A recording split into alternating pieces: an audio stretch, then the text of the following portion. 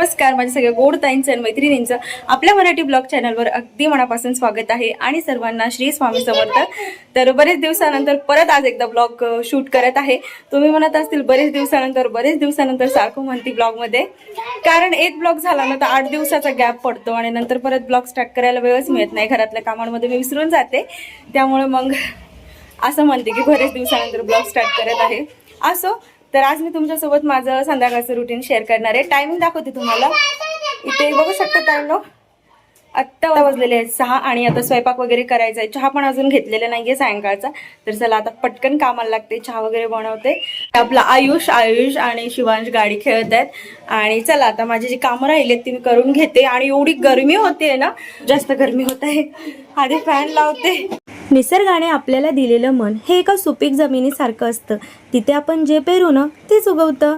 म्हणून तर आपण रोज मनामध्ये नकारात्मक आणि वाईट विचाराचे बीजे पेरत गेलो ना तर मग आपण यशाची अपेक्षा कशी करू शकतो? नाहीच करू शकत ना। म्हणून आपण आत्ताच आपले विचार बदलायला पाहिजेत। आत्मविश्वास आणि जिद्दीचे रोपे आपल्या मनामध्ये रोवायचे आणि मग जगातलं कोणतंच यश आपल्यापासून लांब राहणार नाही बरं का। आणि हे पण खरं आहे की जर यशाच्या प्रत्येक शिखरामागे न आपल्या आवडत्या व्यक्तीचा निस्वार्थ विश्वास दडलेला असतो, त्याची साथ आपल्यासोबत असते आणि म्हणून तर मग आपण आपली सगळे स्वप्न पूर्ण करू शकतो आणि दोघांच्याही मेहनतीनं आपण आपलं आयुष्य सुधारू शकतो। तर नमस्कार ताईंनो, मी शीतल तुम्हा सर्वांचं स्वागत करते आपल्या मराठी यूट्यूब चॅनलमध्ये। तर आता 6 वाजलेले आहेत आणि अंधार अजून देखील पडलेला नाही बघा, बऱ्यापैकी उजेडच दिसत आहे, कारण थोडंसं लेट अंधार पडते सध्या तरी। तर घरातली झाडझूड वगैरे सगळं झालं, मुलं मस्तपैकी आता हॉलमध्ये ना TV वगैरे बघत बसलेले आहेत। आणि सध्या तरी आरूच्या स्कूलला सुट्ट्या आहेत पावसामुळे, कारण खूप जास्त पाऊस चालू आहे ना इकडं, त्यामुळे। आणि ते बघू शकता एक हाताने ना शूट करत होते आणि एका हाताने चहा म्हणजे कपामध्ये टाकत होते, तेवढ्यात चहा सांडला थोडासा। आता हे पटकन पुसून वगैरे घेते आणि मम्मी आरू गेले दुकानवर बिस्किट आणण्यासाठी आणि मी घेत आहे आता चहा।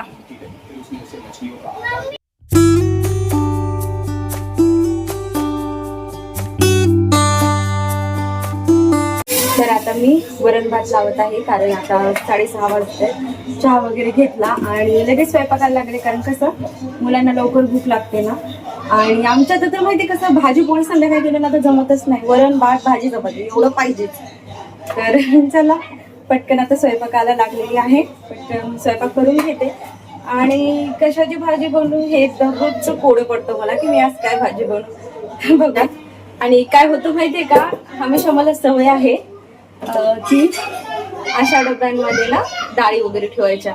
आणि ह्यावेळेस काय झालं, मी तूर डाळ जी आहे ना ती ह्या डब्यामध्ये ठेवली आणि डब्बा ना इथे शेल्फ लावलेला आहे काचाचं, त्याच्यावर ठेवलं।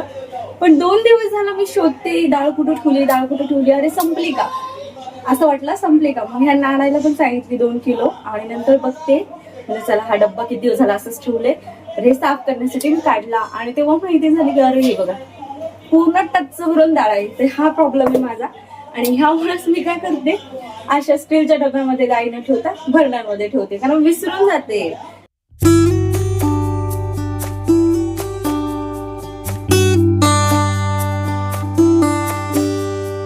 कोणते मुरकुल खायचे?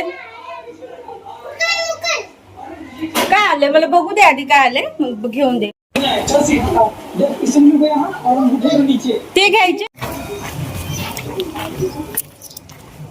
थांब चप्पल पण नाही घातलीस, ये तिकडे। कोणते मुरकुल पाहिजे सांग? अंकल मम्मा हे पाहिजे, कितीला आहे भैया? 10 ला एक। अच्छा, आरू कोणते घ्यायचे? त्याचं खाऊ नको, कितीला आहेत ते? वो कच्चा क्या करने का है, 80 रुपये पाव बेचते हो। अच्छा असं आहे, हे घ्यायचं किती, 1 की 2? किती घ्यायचे? 2 घ्यायचे, ठीक आहे 2, ठीक आहे। हे आसनीचे आहेत का? हे कितीला आहे? 10 रुपये। 10 ला ती, हे 2 घेते, ह्याच्या पैसे पाठवते, चालेल। चल आरू पैसे दे काकाला। आणि ते मुरकुल आणल्यात भाजलेले, शिव खात बसलाय हे भाजलेले मुरकुल। लहानपणी ना माझे पप्पा खूप घेऊन यायचे बरं का हे असे मुरकुल, आम्हाला खूप आवडतात। आणि तळलेल्यापेक्षा ना हे खाल्लेले कधी पण चांगले भाजलेले, म्हणजे ती लोक ना असे वाळूमध्ये किंवा मग मिठामध्ये असं भाजतात तर टेस्टी लागतात हे मुरकुल। तर मुलांसाठी घेतले आणि पहिल्यांदाच इकडे गाडा आला, नाही तर नॉर्मली नाही इकडे गाडा वगैरे येत नाही, असे मुरकुलचे वगैरे कुल्फी किंवा मग आईस्क्रीम वगैरे येतात. तर ठीक आहे म्हणलं, आले होते तर मग घेतली मी 4 घेतली. आणि हे इतकुसं पॅकेट बघा मुरकुलचं 10 रुपयाला. आम्ही लहान होतो ना तेव्हा 5-5 रुपयाला यायचं. आणि हे मला ना नाचणीचे मुरकुल खूप आवडतात, तर मी एक माझ्यासाठी घेतला, मुलांसाठी हे 2-3 घेतले आणि दुसरे एक मुरकुल होते ते 2-3 घेतले. तर आता खात बसलेत मुलं. तर चला आता स्वयंपाक करता करता गेलते, तर आता कुकर पण लावायचं राहिले. चला करते बाकीचे कामं सगळे, बोलते थोड्या वेळानं. तर आता इथे डाळ तांदूळ घेतलेत सुरुवातीला. आणि मी जेव्हा पण वरण भात लावते ना तो मोजूनच घेते, जेणेकरून काय होतं जेवढं आपल्याला पाहिजे ना तेवढंच डाळ भात बनतं. नाही तर मग एक्स्ट्रा झालं ना तर बऱ्याच वेळेस ना मग ते तसंच उरतं आणि मग ते फेकण्यात जातं. तर तसं न होऊ नये म्हणून मग मी अशा पद्धतीने करत असते. तर आता इथे बघू शकता वरणामध्ये थोडीशी हळद टाकली आणि तांदूळामध्ये थोडंसं मीठ टाकलं आणि आता कुकर वगैरे लावून घेत आहे.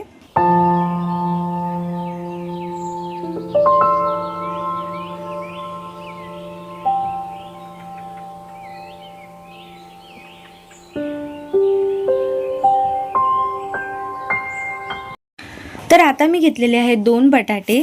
आता सुरुवातीला ना हे सर्व बटाटे मला बॉईल वगैरे करून घ्यायचेत. तर मी अशा पद्धतीने सुरुवातीला कट करून घेते, जेणेकरून जेव्हा पण मला गडबड असते ना बघा आणि पटकन भाजी बनवायची असते त्यावेळेस मग बटाटे अशा पद्धतीने चॉप करते आणि नंतर उकडायला टाकते. तर सुरुवातीला ना इथे स्वच्छ पाण्याने धुवून घेते सर्व बटाटे आणि त्यानंतर मग ह्याच पातेल्यामध्ये ना मी बॉईल वगैरे करून घेणार आहे. अशा पद्धतीने केलं ना तर लगेच बटाटे बॉईल होतात. किंवा मग असे कापून तुम्ही जर कुकरमध्ये पण 1 शिटी करून घेतली ना तर लगेच होतात. तर इथे कुकरमध्ये मी वरण भात लावलेला आहे ऑलरेडी, त्यामुळे मग मी बटाटे अशा पद्धतीने बॉईल करून घेत आहे. आणि लगे हात बघा दोन्ही कामं करता करताच लगेच कणिक मळायलाही घेते, त्यामुळे पण पटकन स्वयंपाक होतो. तर इथे ना इथे मी 2-3 वाटी गव्हाचं पीठ घेतलं आहे, त्यामध्ये थोडंसं मीठ आणि तेल टाकलं, जेणेकरून काय होतं बघा चपात्या छान येतात. तर इथे बघू शकता मस्तपैकी आता कणिक मळून घेतलं आहे. त्यानंतर रेस्ट होण्यासाठी 10 मिनिट ठेवलं. इथे बघू शकता बटाटे अजून बॉईल झालेले नाही आहे आणि मुलांना भूक लागली, मला पटकन भाजी बनवायची. तर आता हे तवाणं त्याच्यावर ठेवते, म्हणजे जाड काही ठेवलं ना तर लवकर बटाटे शिजतात, कारण ती वाफ आहे ना मग बाहेर जात नाही. आता तवा ठेवलाय आणि तोपर्यंत भाजीची तयारी करून घेते. आणि खूपच कमी साहित्यात ही बटाट्याची भाजी बनते आणि खूप छान बनते. तर इथे ना लसूण मी सोलून ठेवलाय. कणिक जे आहे ना ते मी रेस्ट होण्यासाठी 10 मिनिट ठेवलंय. तर आता तोपर्यंत ना सर्व भाजीची तयारी वगैरे मी करून घेत आहे. तर लसूण वगैरे सुरुवातीला मी धुवून घेतला, टोमॅटो वगैरे सगळं धुवून घेतलं, कढीपत्ता वगैरे. आणि जे पण बघा आपण भाज्या वगैरे मार्केटमधून आणतो ना तर ते एकदा आणल्यावर मी धुतेच, पण परत जेव्हा मला स्वयंपाक करायचा असतं ना तेव्हा परत एकदा धुवून घेते.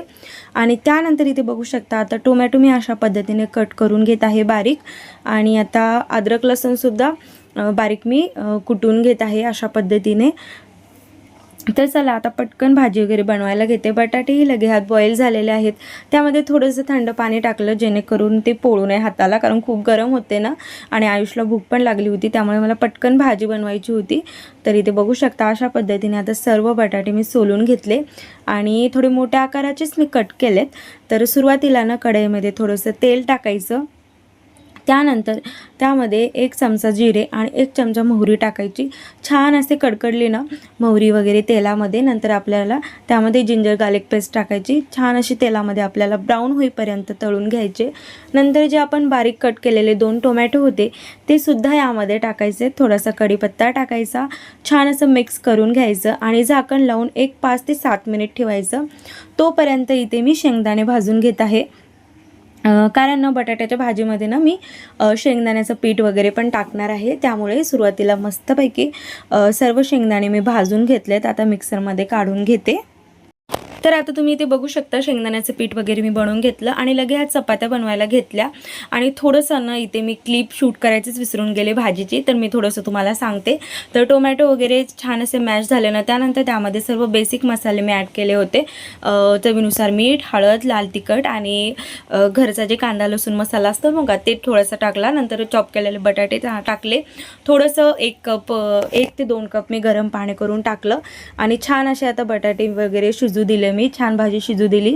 त्यानंतर भाजीला थोडीशी उकळी फुटली ना, त्यानंतर त्यामध्ये मी शेंगदाण्याचं पीठ वगैरे टाकलं तर बस 5 ते 7 मिनटामध्ये भाजी छान अशी बनते. ही आरूला तर खूप आवडते. तर पटापट मी आता सगळ्या चपात्या वगैरे पण करून घेतल्या आणि आता चला आरूला जेवायला देते आणि शिवला पण जेवू घालते. आणि माझे मुलं ना तिखट वगैरे खातात बघा, त्यांचे काही नखरे नसतात जास्त करून की मला हे पाहिजे ते पाहिजे असं काही नसतं. तर थोडंसं ना मीठ कमी पडलं होतं म्हणून मग मी वरतून परत टाकलं. आणि इथे बघू शकता किती मस्त आणि चमचमीत बटाट्याची भाजी झालेली आहे अगदी 5 ते 7 मिनटामध्ये. तर तुम्ही सुद्धा नक्की करून पाहत आहे ना, खूप छान बनते. आणि वरतून मस्तपैकी अशा पद्धतीने कोथिंबीर वगैरे सोडायची.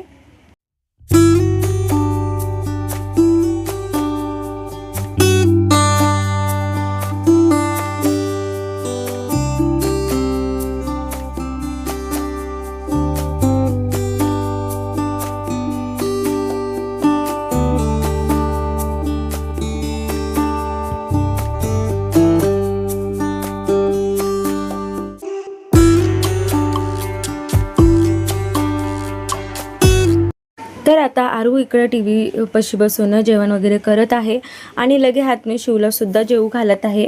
कारण बघा गरम गरमच खाऊ घातलं ना तर मग मुलं व्यवस्थित खातात आणि नंतर मग एकदा का त्यांचं जेवणाचा टाईम निघून गेला ना तर मग खायला खूप नखरे करतात. माझी तरी मुलं खूप नखरे करतात म्हणून मग मी आधी मुलांचं जे काही असते ते करून घेते. म्हणजे स्वयंपाक वगैरे झाला ना पटकन आधी त्यांना जेवू घालते आणि मग बाकीचं सर्व करते. तर इथे बघू शकता जेवण वगैरे झाल्यानंतर आरू म्हणत होता मम्मा थोडेसे पापड वगैरे तळून दे. त्यानंतर पापड वगैरे तळून घेतले. त्याच कढईमध्ये थोडंसं तेल टाकलं, जिरे टाकलं, लसणाच्या पाकळ्या बारीक चॉप करून टाकल्या, थोडासा कढीपत्ता, 1 वाटी टोमॅटो टाकून छान असं मी तेलामध्ये थोडंसं शिजून घेतले. नंतर त्यामध्ये ना जे वरण मी फेटून घेतलं होतं ते वरण यामध्ये टाकायचं आहे आणि सिंपल असं साधं वरण मी फोडणीचं केलेलं आहे. इथे बघू शकता अशा पद्धतीने आणि खूप टेस्टी लागतं बरं का. कधी कधी ना अशा पद्धतीने वरण केलं ना तर छान वाटतं. आणि इथे बघू शकता आता संध्याकाळी आता मुलांचे जेवण वगैरे झाले. त्यानंतर मुलांना मी अभ्यासाला बसवलं आणि हे काम दररोजचंच आहे बरं का. जेव्हा मग मुलांचे जेवण वगैरे होतं ना त्यानंतर मुलं घरामध्ये खूप सारा पसारा पाडतात, खेळतात ना त्यामुळे. तर सगळा पसारा वगैरे मी आवरून घेते आणि त्यानंतर मुलांना आधी अभ्यासाला बसवते आणि मग मी माझं काम करत राहते. तर इथे बघू शकता आरूला मी थोडंसं अभ्यासाचं सांगत होते आणि मुलं आता अभ्यास करत आहेत आणि लगे हात मी पण माझं काम करून घेत आहे. तर पूर्ण घरामध्ये ना संध्याकाळी मी स्वच्छ झाडून वगैरे मारून घेते जेणेकरून मग काय होतं सकाळी आपलं तेवढंच काम म्हणजे हे होतं, आवरायचं वगैरे आपल्याला राहत नाही. तसं तर बघा घरी लहान मुलं म्हणलं ना तुम्ही किती देखील आवरा, घर वापस दशाला तसं होतच असतं. पण थोडंसं केलं ना संध्याकाळी साफसूफ तर आपल्या थोडं मनाला आपल्याला समाधान वाटतं म्हणून. तर आता इथे बघू शकता पूर्ण घरामध्ये मी झाडून वगैरे मारून घेत आहे आणि आरूला ना मी दररोज 2 तास का होईना अभ्यासाला बसवतेच. कारण मग दिवसभर तो खेळतो वगैरे किंवा मग स्कूलला जाणं येणं होतं आणि थोडंसं थकतो ना त्यामुळे मग आराम वगैरे करू देते त्याला. थोडा वेळ टी व्ही देखील बघू देते आणि नंतर मग आरामशीर अभ्यासाला बसवते. तर तो पण मग नखरे करत नाही, व्यवस्थित अभ्यास वगैरे करतो. तर चला आता मी माझी सर्व कामं वगैरे करून घेते आणि बोलते तुम्हाला थोड्या वेळानं.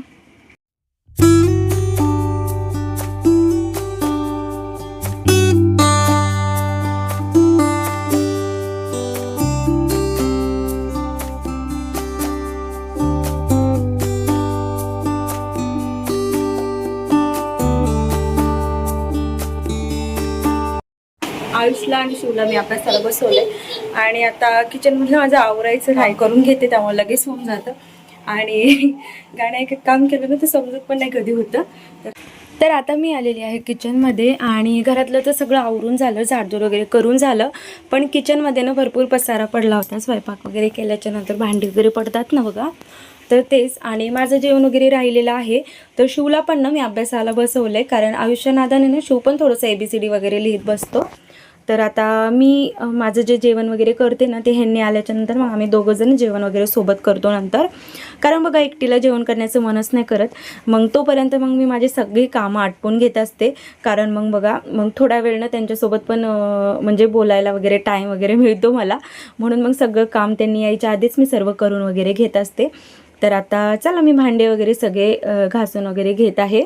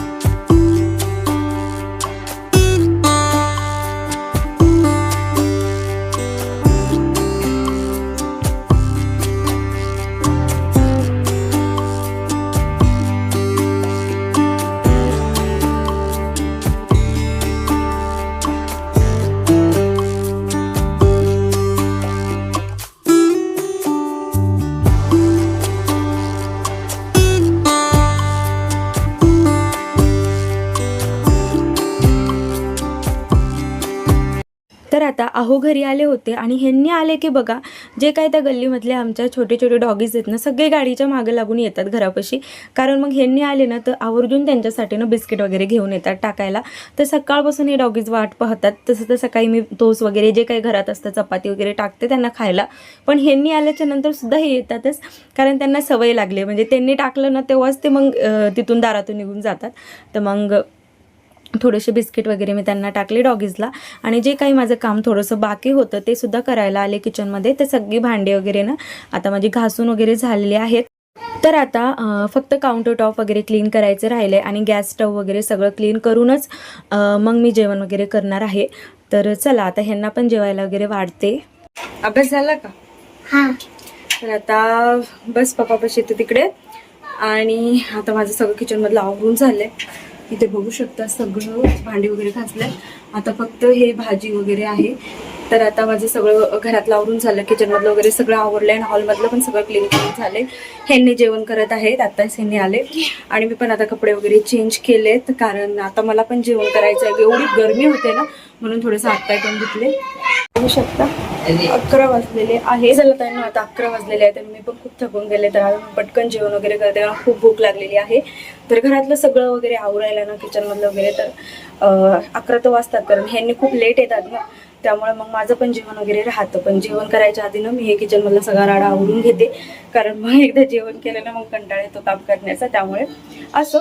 तर चला आता भेटते तुम्हाला एका नवीन ब्लॉगमध्ये. जर तुम्हाला ब्लॉग कसा वाटला मला नक्की कमेंट करून सांगा. व्हिडिओ आवडला असेल तर लाईक करा, शेअर करा आणि चॅनलला नक्की सबस्क्राईब करा. तसंच सगळ्यांनी काळजी घ्या. भेटते तुम्हाला एका नवीन ब्लॉगमध्ये. Thank you so much for watching. Bye.